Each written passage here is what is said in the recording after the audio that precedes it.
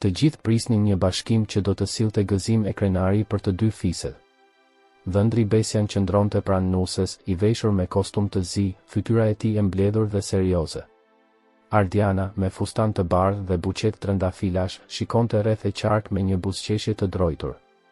Në krye qëndronte Hoxha Ilmi, gati për të kryer bekimin e martesës.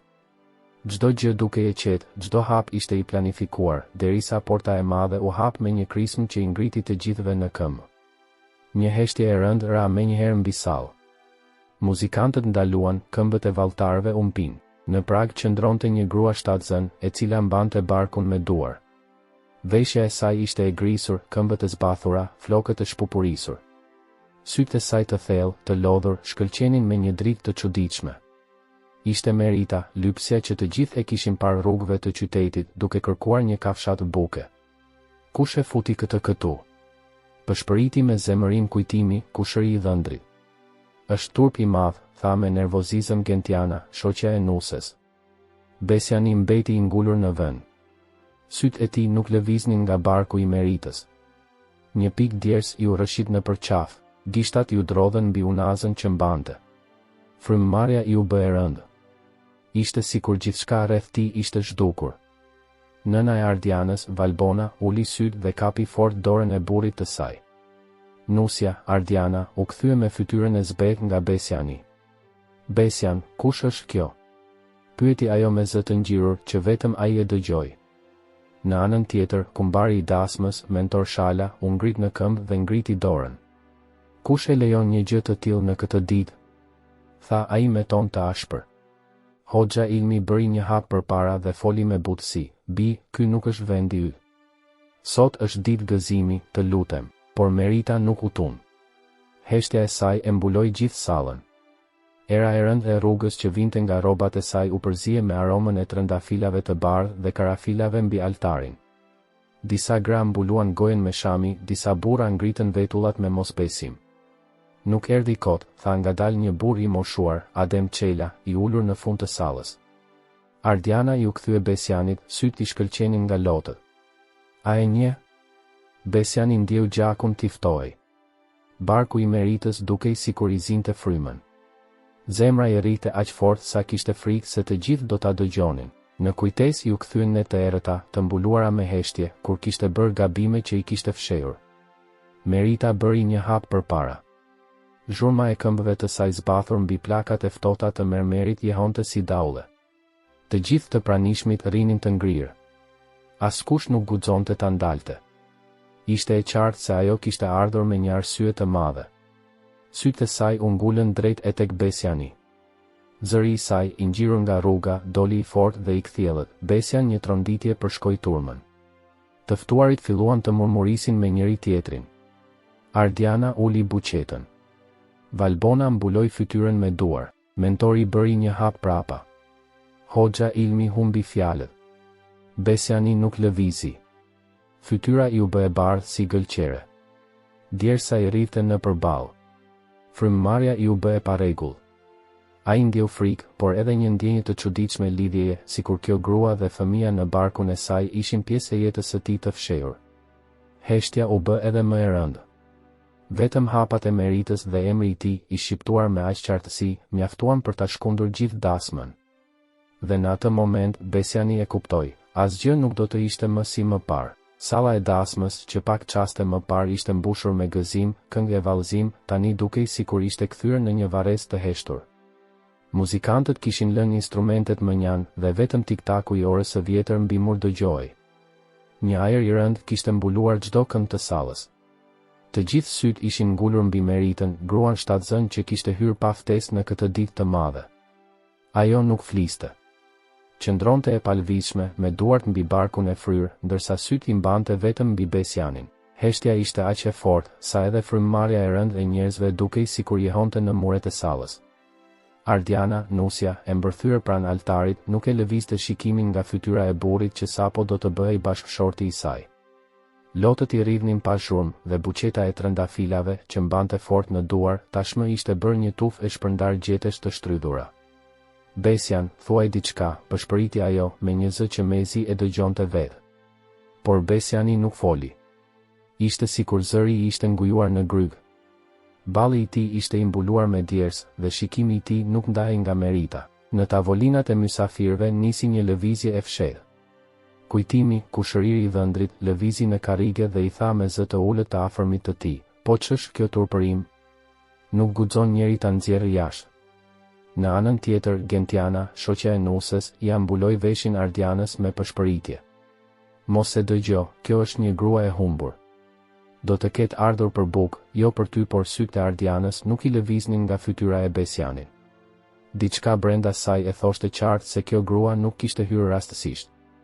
Ndërsa turma arritej në murmuritje, Valbona, nëna e Nusës, shmangte çdo kontakt vizual. Ajo shikonte vetëm poshtë, duart ja shtrëngonin krahun burrit të saj, sikur prania e Meritës ishte një plagë që nuk guxonte të shërohej. Heshtja, në vend që të thyej, rëndoi edhe më shumë. Ishte një heshtje që shtrëngonte si dorë hekuri mbi gjokset e të gjithëve. Një fëmijë qau në fund të sallës, por nëna ia mbylli gojen menjëherë, sikur edhe ai të ishte fajtor. Mentor Shala, kumbari i dasmës, ngriti zërin për ta shpërndar atë atmosferë të rëndë. "Vëllezër e motra, kjo është një ditë e bekuar. Mos lejoni që një e huaj të na prish gëzimin." Fjalët e tij ranë të zbrazta. Asnjë nuk reagoi. Të gjithë vazhdonin të shikonin Meritën dhe Besianin. Në mesin e turmës, një burr i moshuar, Adem Çela, ngriti kryet dhe tha me një zë që përçau heshtjen: "E njoh këtë grua. Nuk është hera e parë që shfaqet pranë këtij djali." Një zë i tretë shpërtheu menjëherë: "Çfarë po thua, Adem? Kujdes me fjalët," tha një tjetër mysafir, i cili përpiqej ta mbronte nderin e familjes së Besianit. Por fjala e moshuarit nuk mund të merrej mbrapsht. Njerëzit filluan të pëshpërisnin edhe më shumë. Disa u ngritën në këmbë, disa të tjerë u afruan më pranë për të parë më qartë. Besiani, i lagur në djersë, ndjeu barkun e Meritës sikur i afrohej edhe më shumë, megjithse ajo nuk lëvizi. Barku i saj dukej si një provë e heshtur, e pamohueshme. Zemra i rrite fort, duart i shtrëngoheshin dhe sytë e tij lëviznin të frikësuar nga turma tek gruaja. Ardiana e kuptoi. Shpina i ufto dhe ndjeu se këmba i dridhej nën fustanin e bardhë. "Ky fëmijë," pëshpëriti ajo me buzë që i dridheshin. "Është i tij, apo jo?" Askush nuk ju përgjigj. Por heshtja që pasoi ishte një përgjigje më e qartë se çdo fjalë. Në anën tjetër, Hoxha Ilmi përpiqej ta rimerte kontrollin. "Të dashur miq, Zoti na thërret për paqe. Të mos paragjykojmë. Ta kthejmë dasmën në gëzim." Por zëri i tij u përzihe me pëshpëritjet e njerëzve. Një grua pranë derës tha me zë të lartë: "E kam parë këtë lypse duke qarë pranë shtëpisë së Besianit." Turma nisi të ndizet si zjarri i ngadalshëm. Për çdo sekond, tensioni rritej. Besiani nuk lëvizte. Sytë e tij kishin mbetur mbi Meritën, ndërsa trupi i tij ishte i ngrirë. Ndjente se gjithçka po shembej. Merita vazhdonte ta shikonte drejt, pa lëvizur, pa fjalë. Heshtja e saj nuk ishte thjesht mungesë zëri. Ishte akuzë.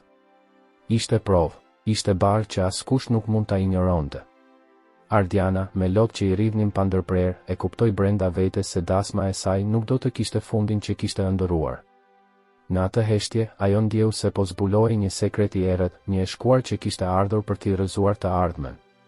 Dhe kështu, në atë moment të mbërthyer nga heshtja, Besiani kuptoi se ajo që mbante Merita në bark nuk ishte thjesht një barë. Ishte një e vërtetë që do t'ia ndryshonte jetën përgjithmonë. Sytë e të gjithëve ishin ngulur tek Merita. Barku i saj i rrumbullakosur dukej sikur merrte frym vet, një barë e dukshme që fliste më shumë se çdo fjalë. Dritat e sallës binin mbi fytyrën e saj të zbehtë dhe nxirrnin në pa shenjat e lodhjes, rrudhat pranë syve, duart e çara nga puna dhe rruga. Shami i grisur që mbante mbi supe nuk e fshihte dot atë pamje që tashmë ishte bërë thembra e gjithë dasmës, një nënë e ardhshme që kishte guxuar të hynte aty ku askush nuk e priste. Besiani nuk arrinte të lëvizte. Barku i Meritës i dukej si një akuzë e gjallë, një mallkim që vinte drejt tij. Zemra i rrite fort, por më shumë se frikë, ndjente një lloj njohjeje të thellë. Dhe atëherë, mendja e tij u kthye pas. I u kujtua një natë vere, muaj më parë. Kishte shkuar në qytet për punë dhe e kishte parë Meritën pranë urës së vjetër. Ishte e vetmuar, me sytë plot lot dhe i kërkoi pak bukë. Ai, i derur nga rakia, i kishte ofruar shoqëri. Ishte një natë e heshtur, e fshehur, që ai e kishte mbyllur në kujtesë si një faqe të grisur. Por tani ajo faqe po dilte para syve të tij, e gjallë dhe e pamëshirshme. Turma nisi të gëlonte. Pëllëmbët e dasmorëve godisnin tavolinat, njerëzit përshpërisnin emrin e dhëndrit. Elira, nusja, nuk mundi të duronte më. Ajo hodhi buqetën në tokë dhe e shtypi me këmbë. Ti e njihje. Bërtiti ajo me zë të thyrë. Mos më thuaj se nuk e njihje. Besiani nuk mundi të fliste. Fjalët i ishin ngujuar në fy.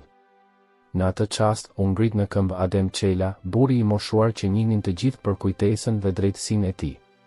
Ai mbështetej mbi shkopin e drunj dhe syt i kishin marrë një dritë të ftohtë. Po, unë e njoh këtë grua, tha ai me një zë që i honte në çdo qoshe. E kujtoj mirë, para shumë vitesh, ajo u përzë nga fshati, e akuzuan për gjëra që nuk i kishte bërë. Babai i saj vdiq nga mërzia, nëna e saj iku si e çmendur. Ishte një tragjedi që askush nuk deshi ta përmendte më. Dhe kush mendoni se ishte mes atyre që e lanë në rrugë? Familja e dhëndrit. Një ulërim përshkoi sallën. Disa u ngritën në këmbë, disa të tjerë mbuluan fytyrën me duar. Valbona, nëna e Ardianës, uli kokën edhe më shumë, sikur të donte të fshihej nën tokë. Nuk është e vërtetë.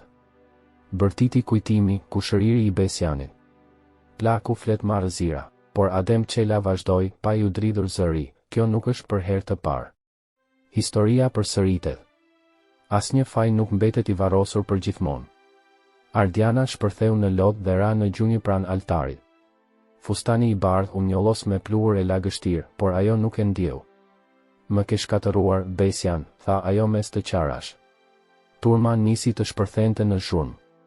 Disa e akuzonin Besianin me gisht, disa e mbronin, duke thënë se nuk mund të ishte e vërtetë. Atmosfera ishte bërë e padurueshme. Në atë moment, Valbona dhe Gentiana u ngritën në këmbë dhe tentuan të kapnin Meritën për krahu. Dil jashtë, tha Gentiana me një ton të ashpër. Mos guxo të naturpërosh këtu. Por para se ta prekeshin, Besiani bërtiti me gjithë fuqinë e tij, mos e prekni. Zëri i tij ra si një goditje mbi sallë. Të gjithë u ndalën. Për herë të parë, ai pranoi me zë se kjo grua kishte një lidhje me të. As vetë nuk e kuptoi pse e bëri. Ishte një reagim i dal nga shpirti, më i fortë se frika dhe turpi. Merita nuk foli. Vetëm e shikoi drejtë në sy, me një shprehje të përzier mes dhimbjes dhe forcës. Ishte si të thoshte, erdha, jo për t'u larguar, por për të kujtuar të kaluarën që u përpoqet ta harroni. Në atë heshtje të rëndë, kujtimet e fshehura, tradhtitë e mbuluara dhe tragjeditë e harruara u ngritën si hije mbi dasmë. Salla gumëzhinte nga përshpëritjet, por askush nuk kishte guxim të fliste hapur. Gjithçka dukej sikur qëndronte pezull, dasma ishte ndalur, nusja po qante, dhëndri ishte i ngrirë, dhe në mes qëndronte Merita me barkun e fryrë që fliste më shumë se çdo fjalë. Pas disa çastesh të rëndë, ajo më në fund foli. Zëri i saj ishte i qartë, i prerë, sikur ishte përgatitur për atë moment. Ky fëmijë që mbaj në bark nuk është i huaj për këtë shtëpi. Një murmuritje e madhe shpërtheu mes mysafirëve. Disa u ngritën në këmbë, disa tundën kokën me mosbesim, të tjerë ja ngulën syt Besianit. Ardiana, me lot që i rridhnin pa pushim, u kthye drejt burrit që sapo do ta merrte. Ajo flet për ty, tha ajo, me një zë që i dridhej nga dhimbja. Thuaje. Thuaje që nuk është e vërtetë. Besiani ngriti duart, sikur donte të mbronte veten nga qindra shigjeta që po e godisnin nga çdo anë. Janë gënjeshtra, tha me një zë që nuk mbante më peshën e zakonshme. Ajo kërkon vetëm të naturpëroj. Por sytë e Meritës nuk u dridhen. Ajo bëri një hap më pranë altarit dhe foli sërish, ti më premtove, Besian. Më the që nuk do të më lërje kurrë. Më the se do të ishim bashkë, edhe nëse duhej të iknim larg nga ky fshat. Dhe tani, para Zotit e gjithë këtyre njerëzve, ti do të thuash se nuk më njeh? Një heshtje e rëndë ra mbi sallë. Çdo sy ishte tek ai. Djersa i rrifte në përfaqe dhe fytyra i u bë e bardhë. Adem Çela, burri i moshuar, u ngrit sërish duke e ngritur zërin mbi murmuritjet. Kjo nuk është thjesht një grua që kërkon të hajë. Ky është një borxh i vjetër, një padrejtësi që po kthehet. Familja jote, Besian, e ka bërë këtë më parë. Vitet kaluan, por mëkati nuk u harrua. Fjalët e tij binin si gur mbi gjoksin e Besianit. Turma nisi të lidhej me ato që dëgjonte. Mentor Shala, kumbari, u përpoq ta shpëtonte situatën. Ndoshta është një keq kuptim. Ndoshta kjo grua është e sëmur, por Gentiana, shoqja e Nuses, u hodh përpara dhe tha, jo. Unë e kam parë. E kam parë këtë grua natën pranë shtëpisë së Besianit. I lutej me lot në sy, nuk më besoj atëherë, por tani gjithçka duket e qartë. Nusja, Ardiana, e dëgjoi këtë dhe një britmë i shpëtoi nga goja. Pra është e vërtetë. Ti ke gënjur gjithë këtë kohë. Besiani ngriti duart duke u përpjekur të mbrojë. Nuk e dini çfarë flisni. Ajo po sajon. Merita ju afrua edhe një hap dhe zëri i saj u bëi fort, pa asnjë dridhje. Nuk është asgjë e sajuar. Ky fëmijë është hyti, Besian. Dhe ti e di shumë mirë. Turma shpërtheu në murmuritje të zhurmshme. Disa filluan ta përmendnin me zë të lartë emrin e tij, disa e shanin, të tjerë qanin nga dhimbja për Ardianën që po shembej para syve të tyre. Valbona, nëna e Nuses, ngriti më në fund kokën dhe e tha me një zë të ftohtë, e dija. E dija që diçka nuk shkonte. Ky pranim i fshehtë e bëri sallën edhe më të rëndë. Të gjithë e kuptuan se kjo nuk ishte thjesht një histori e Meritës. Kishte edhe më shumë gënjeshtra që nuk ishin treguar. Besiani ngriti zërin me dëshpërim, mjaft. Unë nuk do të lejoj që të më gjykoni pa ditur gjithçka. Por fjalët e tij nuk bindnin më askën. Ishte sikur gjithë turpi, gjithë bara e së shkuarës, po binte mbi të në atë çast. Merita e shikoi drejte në sy dhe tha me një ton që të ngrinte gjakun, nuk erdha këtu për hakmarrje. Erdhi koha që e vërteta të dalë. Dhe ti, Besian, nuk mund ta fshehësh më. Atmosfera në sallë u bë e padurueshme. Ajri duke i rënd, si një mjegull që i shtrëngonte të gjithëve në fy. Pasi fjala e Meritës ra mbi sallë si rrufe, njerëzit nisën të kujtonin edhe gjëra të tjera. Një grua e mesme, shpresa dervishi, u ngrit dhe tha me zë të lartë, nuk është vetëm ajo. Edhe motra ime, vite më parë, u la 7 zën prej tij dhe e detyruan të ikte nga fshati. Askush nuk foli, sepse familja e tij kishte para dhe pushtet. Turma shpërtheu në murmuritje të forta. Emri i Besianit po përmendej gjithnjë e më shumë, i lidhur me histori që deri atë ditë ishin vetëm thashetheme të fshehura. Nuk është rasti i parë, tha një burr tjetër, Luan Hoxha. Edhe unë e kam dëgjuar për një vajzë tjetër në qytet që u la e vetme pas një premtimi të rrem. Syt u kthyen përsëri tek Merita. Barku i saj nuk ishte më vetëm bar e një gruaje të varfër. Ai ishte kthyer në simbol të gënjeshtrave të përsëritura, të premtimeve të thyera, të padrejtësive që kishin mbetur pa zë. Në mes të kësaj stuhi, Valbona, nëna e Nuses, u vu përballë Turmës. E dija që kishte sekrete, tha ajo me lot në sy, por nuk e dija që ishin kaq të thella. Atmosfera ishte bërë e padurueshme. Zhurma, britmat, pëshpëritjet u përzien, ndërsa fytyra e Besianit ishte bërë si gëlqere. Ai nuk kishte ku të fshihej më. Në kulmin e zhurmës, Merita nxori nga shalli i grisur një letër të palosur dhe e ngriti lart. Turma heshti menjëherë.